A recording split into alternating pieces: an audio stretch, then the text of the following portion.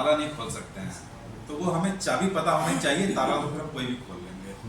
तो हम उस क्या बात है। चाबी के बारे में बात करने जा रहे हैं।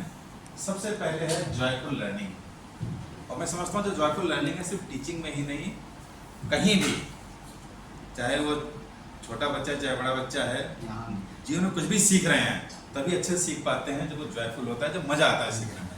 यदि कोई चीज़ जबरन थोपी जाएगी मेरे ऊपर तो शायद मैं सीख नहीं पाऊंगा। बैठ तो जाऊंगा, सुन भी लूंगा, देख भी लूंगा, लेकिन सीख नहीं पाऊंगा।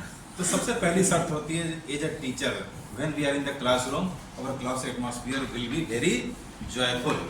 और जॉयफुल कैसे हो सकता है क्लासरूम? जॉयफुल होने का मतलब है कि स्ट्रेस फ्री।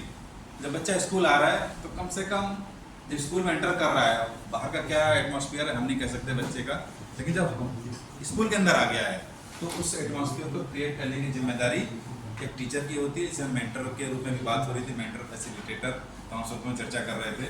यदि जॉयफुल एटमॉस्फेयर है, उसे लगता है कि आकर मुझे स्कूल अच्छा लगेगा, मुझे मजा आएगा, तो सीखने का प्रोसेस तो फिर वहाँ से शुरू हो ही जाएगा।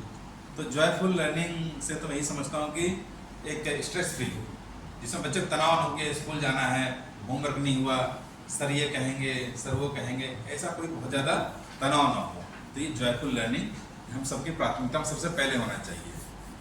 अब हम दूसरे नंबर पर आते हैं, पार्टिसिपेशन।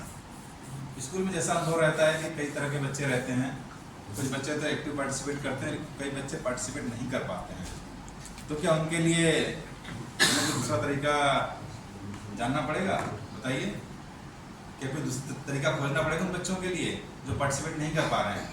निश्चित रूप से कुछ ना कुछ करना पड़ेगा। एक छोटी सी कहानी याद आती है।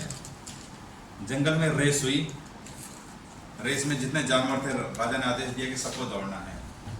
और फिर जो रेस में तो चीता ही फर्स्ट आया, लेकिन दिक्कत ये थी कि जो मछली थी पानी से बाहर नहीं निकल सकती थी, चिड़िया उस तरह से दौड़ के नहीं जा सकती थी।